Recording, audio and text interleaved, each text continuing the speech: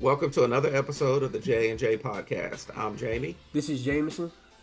and we've also got our boy Zach on with us today. Zach, say hello to the people. Yes, sir. Hello, everybody. Okay, he's got it. He's in his Barry White mode right now. Voice all deep. Probably got a blue light on and some candles lit. I do have a candle. It's a backyard bonfire, but it's not lit. Oh God. Okay, I opened that door, and I'm about to close it. Please do. Yes. We want to welcome all of our listeners in. Thanks again for tuning in and listening. We took a little sabbatical for the past couple of weeks due to travel and some other things, but we are back and ready to roll. And first on tap for today's podcast is the NFL free agency updates. Quite a few things going on in the NFL, and I think some things that are kind of shaking the foundation of the NFL. Some of these free agency moves are really, really interesting. And so we'll just call it a quick hitter with some of the free agency updates that have just taken place. Jameson, the first one, Max Crosby to the Ravens. Before you get started, absolute cinema. Oh yeah, That's absolute I'm cinema. telling you, That is they're cooking with grease. they are. That's all I'm gonna say. So your thoughts? No, I'm gonna be honest. Like we were, as soon as I saw the news, I texted you over the weekend. But Jesse Minter and I always forget the GM's name, but they are cooking for the Ravens. And what it's showing is like a big emphasis looks like is going to be put on the defensive side of the football for the Ravens, which honestly was their bread and butter back in the day. So it's like I know a lot of focus has been on the offense the last couple of years with Lamar Jackson, Derrick Henry, Zay Flowers, that sort of thing. But if the Ravens can have a top defense again, and now having someone like Max Crosby allows Kyle Hamilton like to be able to float around the field even more, I think it's just going to bring a major upgrade to that team. And I'll tell you who didn't like the move, Joe Burrow. I feel bad for that brother. Every single team that he's going to have to play against now in his division, he's going to get ramrodded. I hate to say it because his line stinks. But Indeed. I'm still over the moon about the move that Max Crosby to the Ravens. So I'm very excited. All right. Next one, Tyler Lindenbaum to the Raiders. Yeah, honestly, that actually could come back to hurt the Ravens. That was the Ravens' offensive lineman. So the fact that Lamar's not going to have him heading into this year, granted, they could probably get somebody via the draft or somebody that they can slowly develop that can kind of replace that role. But I think it is a big get for the Raiders because more than likely they're going to end up picking Mendoza with their first pick. So he'll already have a really solid offensive lineman that he can try to build a rapport up with. So good move for the Raiders. It remains to be seen how that's going to affect Lamar Jackson in the Baltimore Ravens. I agree. Next, and this one I think is a big deal. Kenneth Walker to Kansas City to the Chiefs. That to me, yeah. I mean, you I didn't literally see that just coming at all. I didn't either. The Super Bowl MVP and you go sign him. Yeah. Wow. I'll be honest too. Part of the reason why I'm not shocked though is we talked about it throughout the season. The Kansas City Chiefs run game was probably the worst it's ever been. Like Yeah. it was so bad by week 4 or 5. Their leading rusher was Patrick Mahomes. Like Yeah, it was putrid. that's unacceptable. So it's like Completely. the fact that you now added the Super Bowl MVP coming off of arguably his best season of his career, and honestly, this was probably the healthiest Kenneth Walker has ever been. So if he can be Agreed. healthy for the Chiefs going forward, that because you always had him on your fantasy team, but Yes. like if he can actually be healthy for the Chiefs, I think he's a game changer for Patrick Mahomes whenever he's back. Agreed.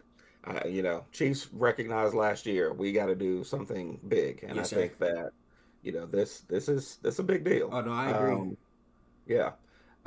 This one shocked me too. Yeah. Mike Evans to San Francisco. Oh yeah, I'm still shocked about that move. I mean, Yeah. I'll say this is gonna open it up more now for what's his name that got drafted to Ibuka for Yes. the Buccaneers. So I feel like he's gonna have a monster season next year. But now in San Francisco is like their wide receiver core is really solid. And I feel like now, they haven't had Brandon Ayuk the last couple of years for multiple reasons, but injuries, some off the field stuff. But now adding Mike Evans to, a pretty constant offense. And I've always said this, Kyle Shanahan is one of the brightest offensive minds we have in the National Football League. So I'm actually intrigued to kind of see how he implements him with Brock Purdy. So, well, it remains to be seen, but I think it's a great move by the 49ers. I agree. Yes, sir. I don't have much to add to that one except I was stunned. Yeah, same. Romeo Dobbs to the Patriots. That shocked me, but I think that's going to be a sleeper move. Like Huge. he was phenomenal for the Green Bay Packers this year. So I'm like, now you give him Drake May. And granted, the Patriots lost Stephon Diggs, so I feel like he could easily go in there and probably be their number one receiver borderline. So well, that's I think actually what I was going to say. Yeah. You said Dobbs for now. You're giving him Drake May. No, actually, you're giving Drake May Romeo Dobbs. Facts. Yeah. That's really the way I see it Yeah. because they did a lot. They overachieved. Oh, they There's no did. question. Yeah. But in order for him to maintain this, he's got to have some talent around him. Yes, and sir. I think that's a really good move for the Patriots. It'll be interesting to see if they do anything else on the offensive side. They need to. They need to. They really do. So this is a step in the right direction, but they have some more work to do. I agree. Tua to the Falcons.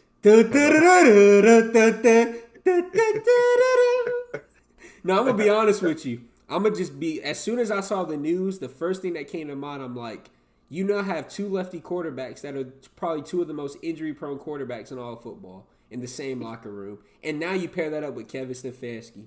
GG's to the Falcons fans, brother. Rev up those fryers. Listen, it couldn't happen to a more deserving head coach. Facts. That's all I'll say about that. Okay, speaking of quarterbacks going to irrelevant teams. Hey, they wrote me off, but I didn't write back, bro. That Gino. Gino back to the Jets. Listen, before I pass it to you, here's what I'm gonna say. I ain't mad. Me either. Get your paper, bro. Get your paper, bro. And there's no pressure. There's absolutely no pressure. Facts. Listen, if this cat wins 7 games there, they'll probably give him a 3-year extension. Facts. If he wins 7 games, he'll be in the Naismith he'll be in Canton, Ohio. He'll be in Canton with a statue. Exactly. With a statue. Here's my thing for Gino. He can go in there. It can't be worse than it was for him with the Raiders this year. I mean, I feel like every time I turn on a Raiders game, as soon as he even put his hands up to try to get the football off of a snap, he was getting sacked. So I'm like, It can't be worse. And at least now, I'll tell you this: go pick up Garrett Wilson next year for your fantasy team. The Jets might win 4 games, but he's gonna have a monster year. I guarantee it. I'm hoping he's a keeper in my league. I hope so too for your sake. Absolutely. Speaking of Tua to the Falcons, Malik Willis to the Dolphins. That brother played 2 games and got him a lucrative get your contract. bag, bro. Get your bag. Get your paper. And here's my thing: he can't be worse than Tua. With all due respect. So agreed. I'm happy for Malik Willis. The only problem is outside of Jalen Waddle and Devon Achane, who does he have? With all due respect. But here's the thing. The Dolphins are in complete rebuild mode. This is the perfect opportunity for him to go in there. You finally get a starting opportunity. Because you remember, I said this last year for the last couple years. He was a phenomenal backup for Jordan Love whenever he was hurt. He had some really good games. So it's like now he actually gets a chance to be a starting quarterback. Hopefully help develop a young offense. They can hopefully, get a couple more pieces through the draft. I think it's a great situation for Malik Willis. So I'm happy for the brother. All right. Last few. Travis Etienne to the Saints. For some reason, it just makes sense because he's from there. Listen. I was gonna say his last name is Etienne. Yeah. He should be playing for the Saints. Yeah, he's from there, so it makes total sense. And I think Tyler. That's a great upgrade. I think Tyler Shuck is over the moon probably for it. Yeah, that's a great upgrade in my opinion. Here's something to monitor too. Now it's like with him making that move, I wonder what happens with Alvin Kamara because he's still there. He might get traded. Something to monitor next couple weeks. Yeah, agreed. Pacheco to the Lions. I love the move for both sides. I think, especially, pairing him up with Jahmyr Gibbs, 2 angry, fierce runners. I think it's a perfect situation for them, especially the fact, they lost David Montgomery. They traded him to the Texans about a week and a half ago. So I think it's a great move for both sides. All right, and the last one, Devin Lloyd to the Panthers. I think this is a phenomenal move by the Panthers. And I'll be honest, they also got Phillips that came from the Eagles. They gave him a bag too, but I think the Panthers have been cooking, especially on defense. It's like if they can get a couple more pieces, via the draft, which I feel like they will. They drafted pretty well the last couple of years. The Panthers, I'm telling you, bro, they probably gonna win their division next year. I wouldn't be shocked. No, I like this move a lot. I love it. And I can actually say, for once in a long, long time, Yeah. that I'm actually excited to see what the Panthers do this Same. upcoming season. Same. I don't know that I've ever thought that except for when Cam Newton was there. when Cam Newton was the quarterback. Facts. Earlier in his career. Facts. The Not latter when he part, came back. obviously. Not when he did the Jordan joint. No, exactly. No. You want Mike. Facts. Maybe he should have switched jersey numbers. That might have helped. Yeah, facts. But anyway, so overall, it's a pretty interesting free agency off season for the NFL. I think some of these moves are going to be.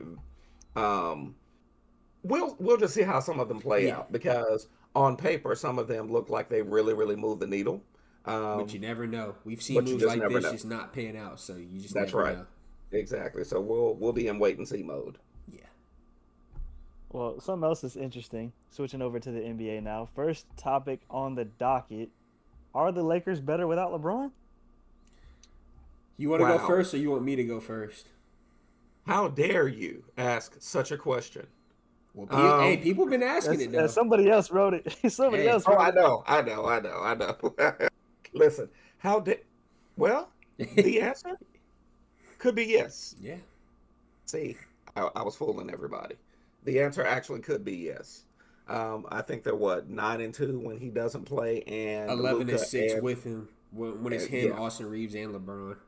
And when it's just Luka and Austin Reeves, they're 8-2 or 9-2. 9-2. 9-2 now with that 9-2. win over the Knicks on Sunday. Now, here's what I will say. I have to also kind of factor in the 9-2, who did you actually play? Yeah. But from my perspective, and Jameson, you and I talked a little bit about this briefly. That team as constructed in the playoffs, and I don't want to steal your thunder, but that team as constructed in the playoffs without LeBron is going absolutely nowhere. Facts. So for the short term, perhaps, because it allows Austin Reeves, as you mentioned to me the other day, for him to kind of have the ball in his hands more. Mm-hmm. I mean, here's the reality. And I gotta really be careful with how I frame this. I don't want any infractions today. You've got three dudes who are ball dominant, and they need the basketball in their hands. I was about to give you a parking ticket, man. I'm gonna let you off with a warning. The basketball in their hands, and so because of that, I sometimes feel like the ball doesn't move as much as it needs to. I know Luka gets assists, but I've watched a lot of games, and I'm like, Luka comes down and just guns on occasion. Oh yeah. So on occasion, he does that every night. No, I'm just saying, like he'll have 11 assists, but I'm like, you could have had 27. But there were 16 shots that you took that you probably shouldn't have. Thanks. So I will say that in the short term, yes, but when the playoffs come around and you need to go get a bucket, I don't trust anybody more than I trust LeBron James. Facts. Maybe except for Luka. But again, there are times when Luka takes just really bad shots. No, I completely agree. And echoing what you said, like I know we talked about this like off air as well. I'll say this: the biggest difference when LeBron is not on the court, to your point, is Austin Reeves is able to just take over more with the ball in his hands. Pause on that. Like prime example, you remember when Luka Doncic? Yeah, my bad. I got two more. VAR. But you remember when LeBron was also out too, and Luka at the start of the season. Austin Reeves is like a top 5 player in all of basketball. It's just whenever you have the ball in your hands that much and you're able to actually be the focal point of the offense, things change. And I'll say this: the floor spacing was also a little bit different. But granted, I think part of that has been also too with the addition of Luke Kennard. Luke Kennard, some of the lineups that JJ Redick has run where it's like he is on the floor, Rui Hachimura is on the floor, Austin Reeves, Luka, all at the same time, that's just beautiful floor spacing. Every person can shoot 1 through 4. And then at the 5, it's like DeAndre Ayton finally remember how to play basketball against the Knicks. So that also played a role. But I'm telling you, echoing your sentiment, there is no way in the world that the Lakers are even going to make it past the first, maybe not even second round if they don't have LeBron James in that lineup. So I don't care what anybody says. All the analytics, well, they're 9-2. You know, what do you do? If they don't have LeBron James, they're not winning nothing come playoff time. Simple as that. Agreed. Totally agree. You know, there's the whole, you know, they look better. The floor spacing is better. This, that, and the other. Bro. It's LeBron Raymond James, bro. It's LeBron. Come on, I mean, bro. come on, man. This cat has been to more playoff games than some of these dudes have been in the league. That's what I'm saying. Let's just call it what it is. Or hey, Dad, I was gonna say too. Like we also discussed this. Playoff basketball is way different than the regular season. When the game slows down, you have to be able to make tough shots. Be able to sometimes run your offense through 1 or 2 guys in the half court setting. To your point, what better people to have than Luka or LeBron, or now even Austin Reeves, hopefully. So it's a big difference. Nah, chill on him, bro. He said DeAndre. Nah, honestly, bro, we were talking about this. I'd rather have Jackson Hayes. Jackson Hayes has been way better than DeAndre Ayton this year. He actually tries, gives effort. Somebody said that before. Hey, facts. DeAndre Ayton's terrible, bro. I want him gone. Ayton is lazy. I'm just gonna say he doesn't try. He doesn't try. He is literally a lazy basketball player. Like for him to come out there and say, "Oh, y'all making me, y'all treat me like Clint Capella," bro. You're lucky if we even call you Donyell Marshall. You've been terrible. You stink. Come on, man. That's crazy. Listen. Crazy straight. Like you have literally, he has literally played like Joel Anthony when he was on the Heat. He's terrible. My God. He stinks. Ooh, that's rough. Am I wrong? You're Ronnie not. Turioff. Am I right? Ronnie Turiaf, bro, like he's Robert Sacre, if we're being honest. Oh, jeez. Okay, what about Ronnie Cycli? Not the Miami one. I might say Ronnie Cycli in Miami was good ball though. That was good I said ball. not the Miami one. Like, come on, bro. This not nasty. He playing like Celtic Shaq, bro. This not nasty. Big Z on the Heat. Big Z on the Heat. Kendrick Perkins on the Cavs. Kendrick Perkins anyway. Kendrick Perkins everywhere. Thunder legend Kendrick Perkins. Oh heck no. Dad, real quick. Just quick segue. Kendrick Perkins was so bad for the Thunder. You know how sometimes when like players will return back and play like their first game on against their former team, they'll give them like a brief highlight tape. Kendrick Perkins was so bad on the Thunder. His highlight tape was one dunk. They looped it. It was that bad. He got a highlight commercial. Bro, he had a highlight TikTok, bro. 30-second commercial. That joke was so bad, Vine. bro. He had a highlight Vine. Oh man, my bad. But yeah, DeAndre Ayton, bro, he's been sorry, bro. And for him to come out and make those comments, I'm like, bro, who do you think you are, bro? Like this is like granted, you can make those comments if you're playing like you did whenever the Suns had the finals run. But he's played a fourth of that. He's been terrible. I don't disagree. And he didn't play good. Like the other night against the Knicks. Yeah, the other he actually day gave defensive effort. He gave defensive effort. Yeah. And I was like, man, where is this? Like, in all honesty, I don't even expect it for 40 minutes, but I expected at least in spurts for a whole game. You know what I mean? Exactly. So, like, literally throughout the whole year, he's had 1 or 2 good plays, and then it's like, I forgot this cat is even on the team. Or even on the court. Yeah. Jackson Hayes comes in with energy. He does not play. Ayton doesn't play defense consistently. I just would prefer if you gave me spurts for an entire fourth quarter than to have a couple of spurts in the first half and absolutely nothing in the second half. That's all we're asking for, bro. Like prime example, and we can go and shift topics after this. We talked about this. Marcus Smart was plus 25 and had 2 points because he did every single thing else on the floor. Made the right passes. In other ways. Got steals. Calls turnovers. He had a higher plus minus than Luka and Austin Reeves combined, and he had 2 points. That's because those cats simply shoot and don't play defense. Yeah.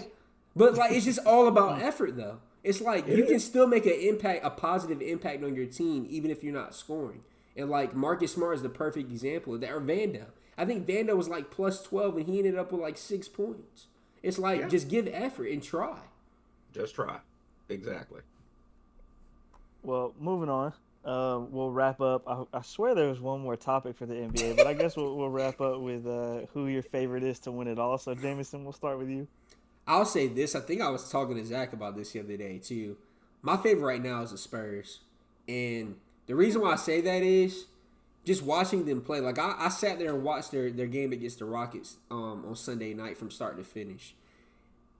Like a lot of like comparatively to like the Pistons.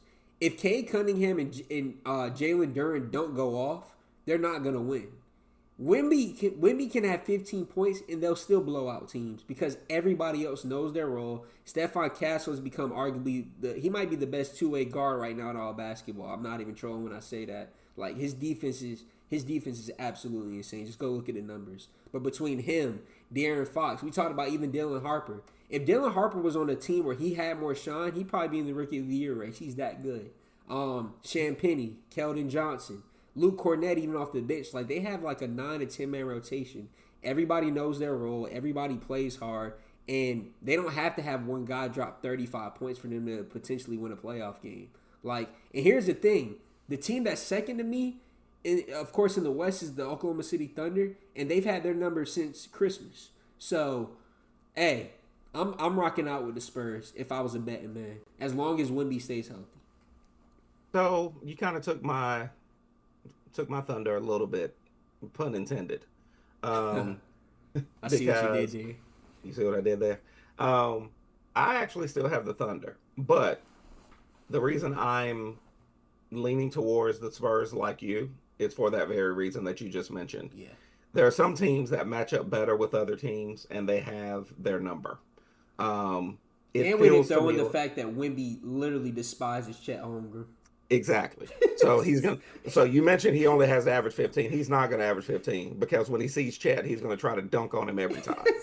He'll get 20 points just from dunking on Chet. Yep. And then During the cry course of the about it game. after the game and show emotion. Like, I love Wemby, man. I Yeah. love Wemby. So I right now I still have OKC. And yeah, by the way, Zach, I know the other topic you were talking about, J Dub, the best player to ever put on a jersey. Oh, You've your lost words, your not mine. That's awesome. you've lost your mind. It's crazy. You just So brought that out of nowhere. Yeah, I agree. yeah, wow, just so random. All of a sudden. It's shocking. Yeah. So, but with that said, you know, J Dub has not played consistently all year because he's been hurt. I think that the Thunder have been there and they've done that. But I do believe that this is a case of you've got a team that really kind of has their number. There's certain teams throughout the course of the season you're like, well, how did they beat this team, this many times in the regular season? It's just because they match up better. And so I have the Thunder, but I also could to your point, Jameson, see the Spurs getting there and actually beating the Thunder because they know how to play the Thunder. Facts. They know how to take away the parts of the. It's kind of like what Bill Belichick used to do. He would look at the other team and their main weapon. He would take that away and say, "You'd have to beat me in another way." Do I believe OKC has other ways to beat teams? I do, but I also think that San Antonio has ways to counter those other ways. No I mean, we didn't facts. even talk about Vassell coming off the bench. Yeah, Devin Vassell, Harrison Barnes, Vassell, like, he's whatever been his name out. is. You know what I'm saying? Yes. Like they Keldon just Johnson. they have guys, man. Luke Cornett, Yeah. Champagnie, like they just got dudes that can hoop. And they're Mitch Johnson, man. He's a phenomenal coach as well. To be the guy that comes in after Greg Popovich, that's a lot of pressure. So it's like the fact that he's exceeded expectations this fast, huge kudos to him too, man. Absolutely. Yeah. 100%. Oh, last thing I was gonna say, and I'm not going to expound upon it, but a sleeper team because I told Zach this last night. Minnesota could make some noise too, and the reason why I say that is if you've been paying attention, Anthony Edwards arguably is the best player in basketball right now. I'm not even trolling when I say that. He's on another level. I He agree. really is. And here's the thing, Ant has that dog in him. He wants these matchups. He wants to play these teams. So like, Agreed. we'll see what happens. The only thing I'll say about that is He plays with Rudy Gobert. True, but you got to look at it like some of their other guys have really stepped up, like Nas Reed. People forget they got Ayu Dosunmu now. Like he's made a Yeah. huge impact for them. So it's like I'm telling you, when the games like we saw it again, we saw it a couple years ago. They were close to making the finals if they would have beat the Here's how, Mavericks. I don't disagree with you. Here's all I will say, because the X factor has to be Julius Randle. Which Julius Randle is going to True, show up? because he's been That really good this regular season. But to your point, we can get to the playoffs and he'll just be terrible. he can sneak up the joint. He'll look like He'll Theo average 10 Ratliff. points. So it's Yes. just like we just been a another lot good of random strays today. He was an all-star. I mean, but I'm just saying, man, there are games where I'm like, Yeah, what are you your doing, game is bro? just your game is just not aesthetically pleasing. Yeah, It's just It's not. just bad ball, bro. So All right, we'll move on to some college basketball now. We'll start. No Julius Randle to be talked about there, hopefully. hopefully. We'll start with the ACC women's tournament. Sir, we'll start with you. Yeah. So disappointing from my perspective because I felt like Carolina had a very balanced. Everybody knows I'm a Tar Heel homer. Carolina had a very balanced attack this year, but I do believe that missing Renee Kelly came back to bite them in this tournament, and I don't know if she's going to be ready for the NCAA. But Louisville has a player who can just go get it, and that's what happened with Carolina versus Louisville. Duke ended up winning the ACC tournament, and it's simply because Carolina's been very balanced all season long, but when tournament time comes, everybody. I think the highest score is Nyla Harris, and I think she averages maybe 12 or 14. But when tournament time comes and shots are not falling, you've got to have somebody who says, "Give me the ball, and I'm going to go get us 25 or 30." Yep. Louisville had that. That's how they got to the finals. Duke has that. Carolina doesn't have that this year because it's very balanced, and I like the fact that it is. I think that can take them actually pretty far in the NCAA. It'll just be interesting to see who steps up, who can be that scorer, and I think Nyla Brooks is 1 year away from being her. But it was fun to watch those games. Very competitive. We've always talked about it too, Jameson, how women's basketball is actually rougher than Facts. men's basketball, Very physical. and it's very physical. And so it was fun to watch that. I'll jump to the SEC tournament real quick, Jameson, and then I'll give the floor to you. Oh, you good? Texas beat South Carolina, and Shout out it Madison felt to me, Booker, man. oh, no doubt. But I will say, it felt to me like South Carolina felt like their championship had been won because they beat LSU. Yep. It's obvious that those two teams, like, it's funny that you would say it's a rivalry because South Carolina's won 19 straight. Yeah, it ain't against really a them. rivalry when there's It's no not. other wins from the opposing team. Exactly. But I think there was added fuel to the fire because of what's her name transferring Malaysia to for Wiley. Malaysia for Wiley. Exactly. I think there was extra fire there. Raven Johnson played her butt off, but they're going to have to get more output from Thompson. Their bigs got to play better, and I'm just going to say it. I don't want to ever hear the comparison with Joyce Edwards to Asia Wilson. Yeah, Stop it. That's terrible, bro. Stop it. There's so many times that we literally just talked about, and I'm not comparing her to DeAndre Ayton, but defensively, she does not give enough effort. No. I saw several plays where I'm like, man, she makes sure that she is moving when it's on offense. Yep. She needs to have that same energy when they're on defense. So I think that Texas game was a wake-up call. I think it taught them a lesson. They had a hangover, if you want to call it that, from beating LSU because they felt like that was their championship. But South Carolina has a chance to still do some good things. UConn might be there again. That's what's kind of scary right now. So I don't even think might be like right now. If I was a betting man, I would put my house on UConn winning it all. They're that good. You're that sure? I'm like that, and it's the fashion and how they're winning. Like their games aren't close. Like AZ. But I'll say this. I'm gonna let you No, finish. you're good. They haven't played, No, Dad, they've this, played some good teams. They just flat out embarrass them.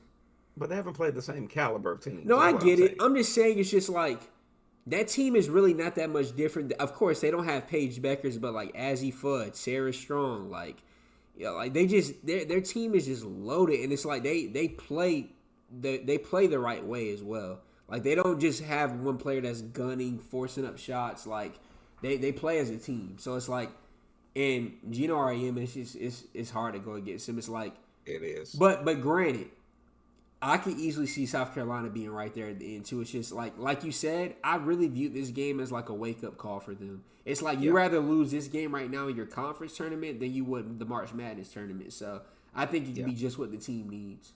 But they have enough talent to win it all. It's just I'm telling you now, we've said this throughout the year, them not having Chloe Kitts has hurt them a lot too. It has. Agreed. Chloe Kitts was an integral part of.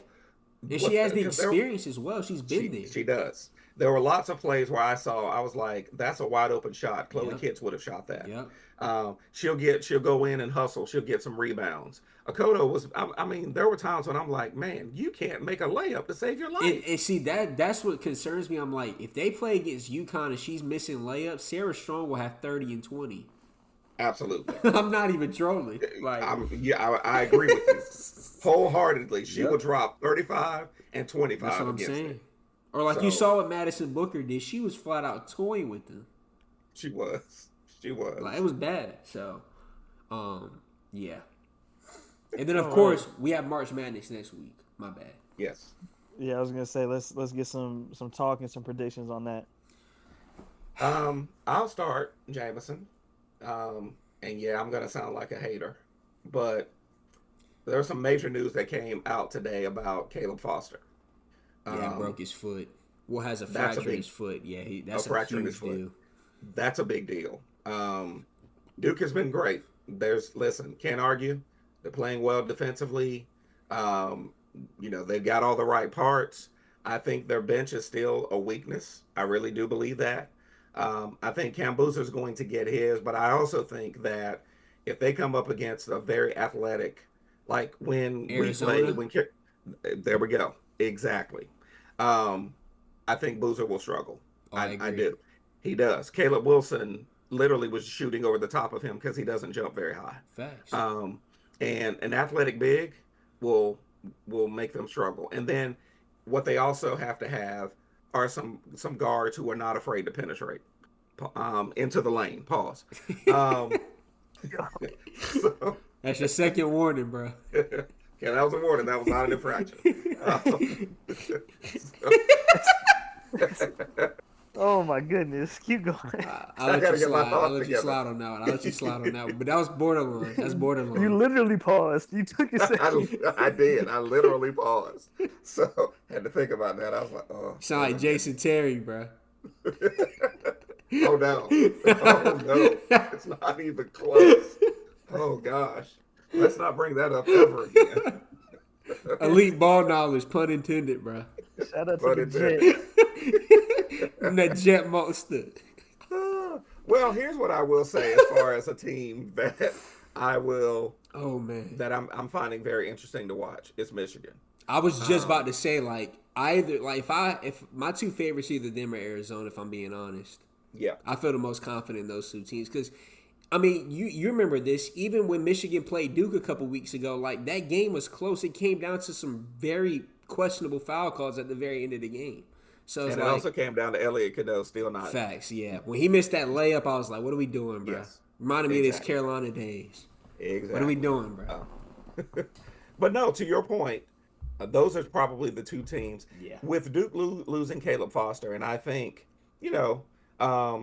Caden Boozer will come in and do a decent job. He's not Caleb Foster. No, he's not. He'll be solid. And he's a freshman, and being a freshman point guard in the ACC is a lot harder than being a big in the ACC as a freshman. No question, because a lot more responsibility is given to you. Facts. And honestly, so a lot of the guards are better in the ACC. Like the ACC is known right. for having good guard play. listen, that is a tradition. Yeah. If you have guards in the ACC are some of the best Yeah. Yes, sir. to ever lace them up. So because of that, I probably put Michigan and Arizona Yeah. ahead of Duke now. Facts. Oh, the other guy, their other big, they said they're hopeful that he'll be able to play after the ACC Yeah, I tournament. saw that. So what is it in something? I forgot his name, but he's a difference maker for them too. So it's like, Yes, if he's not fully healthy by the time March Madness starts, that's not good. those are huge Yeah. blows. Seriously. So it'll be interesting to see how they rebound from that. But to your point, I now kind of put Michigan and Arizona above Duke. Yeah. I don't want to, but I mean, I actually do want Yeah, to. you do want I don't to. even want to put Duke in the top three, Yeah. but I have to because they've been that good. Facts.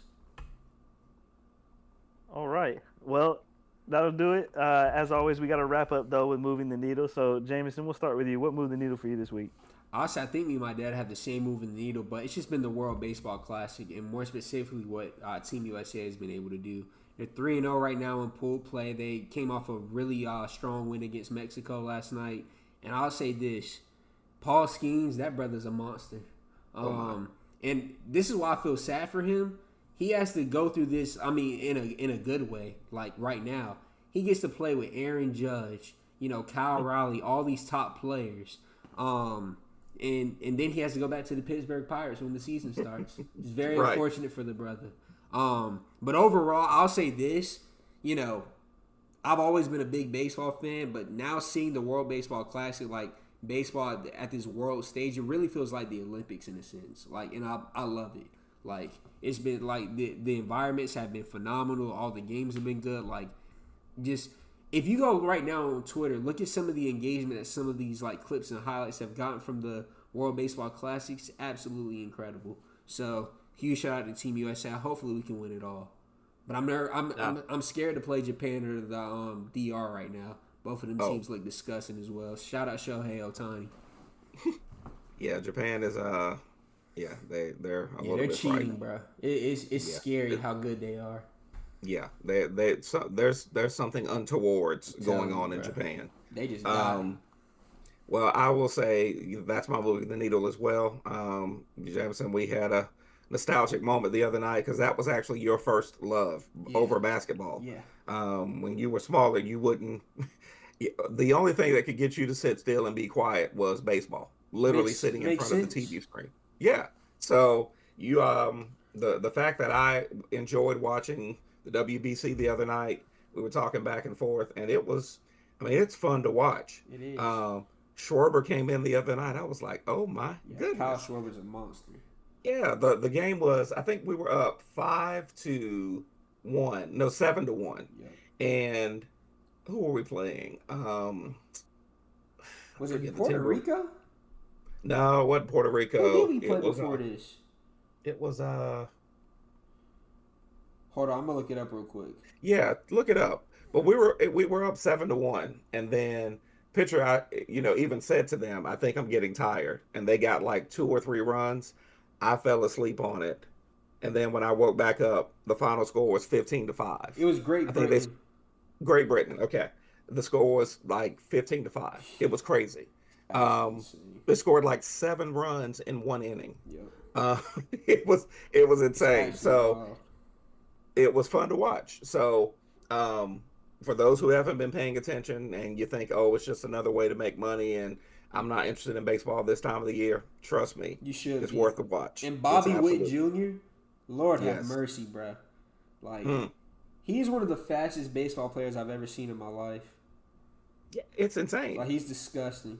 So he is. It's fun to watch too. And huge shout out to Aaron Judge too. Like he was the first one to actually commit to the team. And it's like he's a captain, but it's like he's been phenomenal as well. I'm happy for him. Me too. Absolutely. So, all right, that's going to wrap this week's episode of the J&J podcast. We appreciate everybody listening in. We'll see you back here next week. Same bat channel, same bat time.